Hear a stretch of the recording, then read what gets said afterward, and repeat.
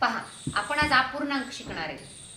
आपल्याला स्पर्धा परीक्षेमध्ये अपूर्णांकावर आधारित काही उदाहरणं येतात.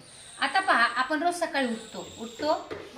आई काय करत असते? भाकरी करते, पोळी करते, बरोबर आहे. आपण सकाळी स्वयंपाकघरापासूनच आपण अपूर्णांक कसा शिकतो हे बघायचे. बघा, आई भाकरी करते, एक पूर्ण भाकरी.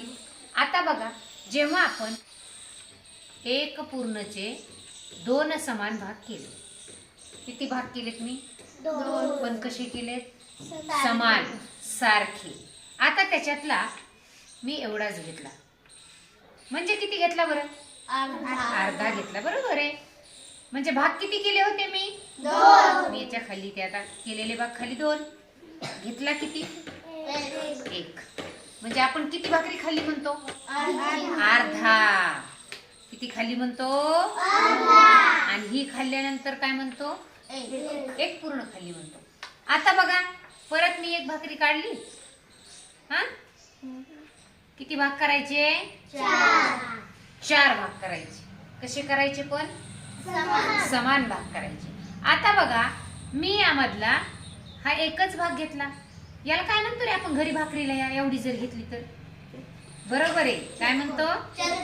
उत्तर मला मोठ्या आवाजात पाहिजे. आपण एका भाकरीचे 4 तुकडे केले आणि त्यातली एवढीच घेतली तर आपण त्याला काय म्हणणार? चतकोर भाकरी घेतली म्हणणार. म्हणजे आता आपण याला अपूर्णांकाच्या भाषेमध्ये काय म्हणायचं, कसं लिहायचं? जसं मी लिहिला, एका भाकरीचे समान 2 तुकडे केले आणि त्यापैकी एकच भाग घेतला. म्हणजे भाग केलेले कुठे लिहिले मी? रेषेच्या खाली. आणि घेतलेला भाग कुठे लिहिला? रेषेच्या वर. भाग केले समान 4 केले, ते कुठे लिहू आता? रेषेच्या खाली. आता त्यापैकी मी किती भाग घेतलाय? एकच भाग घेतलाय. म्हणजे आपण त्याला काय म्हणलो आपल्या भाषेत? किती भाकरी? चतकोर भाकरी घेतली. त्याला गणिती भाषेमध्ये म्हणायचं पाव. त्याला काय म्हणायचं गणिती भाषेत? पाव म्हणायचं. आता बघा, आणि आता मी त्याचे 3 भाग घेणार आहे. बघा, एका भाकरीचे किती समान भाग केले होते? 4 केले. आणि आता त्याचे किती भाग घेतले? 3. आता भाग केलेले कुठे लिहू? रेषेच्या खाली. आता घेतले 3 भाग घेतले म्हणजे आपण त्याला काय म्हणतो? किती चतकोर? म्हणजेच इथं 3 भाग घेतले आपण 4 मधले. याला म्हणायचं पाऊण. काय म्हणायचं? प्रत्येकाचं लक्ष. आता याचं वाचन करायचं. 1/2. काय म्हणायचं? म्हणजे काय म्हणायचं याला? आता बघा, 4 पैकी 1 घेतला म्हणजे 1/4 म्हणजे पाव. 1/4 पाव. आता इथे किती भाग केले? ते 4. 4 भागातील 3 भाग घेतले म्हणजे 3/4. काय म्हणायचं? पाऊण म्हणायचं. आता हे पक्के लक्षात ठेवायचे. 1/2, 1/4 आणि 3/4 पाव. सव्वा भाकरी घेतली. आता हे बघा, याला या आकृतीलाच आपण अपूर्णांकामध्ये लिहिणार आहे. हा 1 ला 1 आणि याला अपूर्णांकाच्या भाषेत कसं लिहायचं सांगा? आता सांगितलं मी. हे झाला पाव. म्हणजे केलेले भाग किती याचे? घेतला किती? आता याला म्हणायचं अपूर्णांकाच्या भाषेत सव्वा. 1/1/4 खाली काय? पाव आहे. 1 आणि पाव. 1 आणि पाव. मग पाव हे झालं आकृती, झालं अपूर्णांकामध्ये. हा पूर्ण आहे आणि हा अपूर्ण आहे. याच्यामध्ये 1 पूर्ण आहे आणि हा पाव आहे, हा अपूर्ण. अपूर्णांकामध्ये लिहिणार आहे. सांगा मला याचा आता ही आकृती आणि हा अंक, याला आपण अपूर्णांकात कसं लिहिणार? चालेल. हा, एकूण भाग 4. आता बरोबर आहे. आता याचं वाचन करा. वाचन करा पटकन म्हणा. बरोबर सांगितलं. 3 पूर्ण आणि हे अपूर्ण आहे.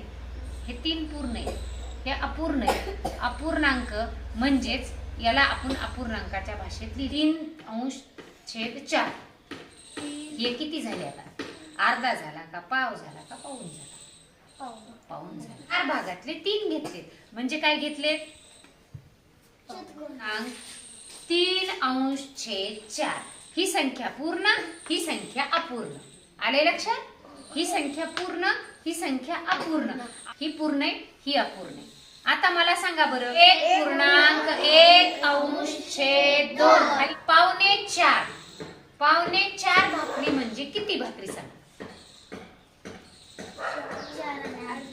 4.5 होत्यात त्या. 4 आणि अर्धी भाकरी. अर्धी म्हणलं की 1.5 होतं. 2 आणि अर्धी म्हणलं की 2.5 होतं. 1 म्हणजे अर्धी म्हणजे 1.5 होतं. फक्त 3 आणि अर्धी 3.5, 4 आणि अर्धी 4.5, 5 आणि अर्धी 5.5. मी पावणे 4 विचारते. 3 आणि पाऊण. बरोबर आहे. 3 भाकरी आणि यामधली पाऊण घेतली. आता पाऊण म्हणजे किती भाग रंगवायचे बरं याच्यातले? 3. छान. पाऊण म्हणजे याच्यातले हे 3 भाग आपल्याला घ्यायचे.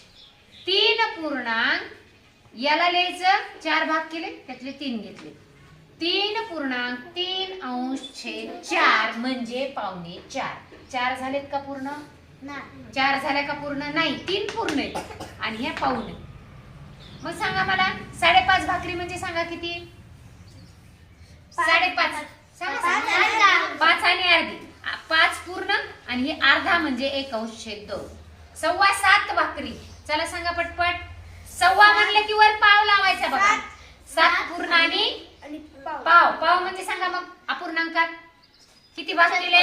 4 आणि 1 घेतला. चतकोर म्हणजे 1/4. 7 वाचायला 7.1/4 वाचायला 3.25 म्हणजे किती? 3 आणि चतकोर. चतकोरला सांगा कसं लिहायचं.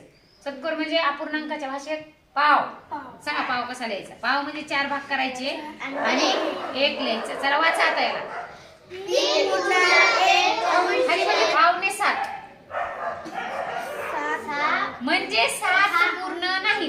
हा 6 आणि पाऊण. मग पाऊण कसा जोडायचा आता सांगा मला. छान. म्हणजे 3/4 याला पाऊण म्हणायचं. चला वाचन करायचं. बरोबर. याला पूर्णांक युक्त अपूर्णांक म्हणायचं. सगळ्यात महत्वाचं आधी तुम्हाला काय महत्वाचं आहे माहित असणं. अपूर्णांक शिकताना अर्धा, पाव आणि पाऊण हे जर माहित असेल तरच आपल्याला अपूर्णांक हा घटक कळतो. लक्षात आले. याच्यानंतर आपण अपूर्णांकाची बेरीज आणि अपूर्णांकाची वजाबाकी बाकीच्या क्रिया शिकणार.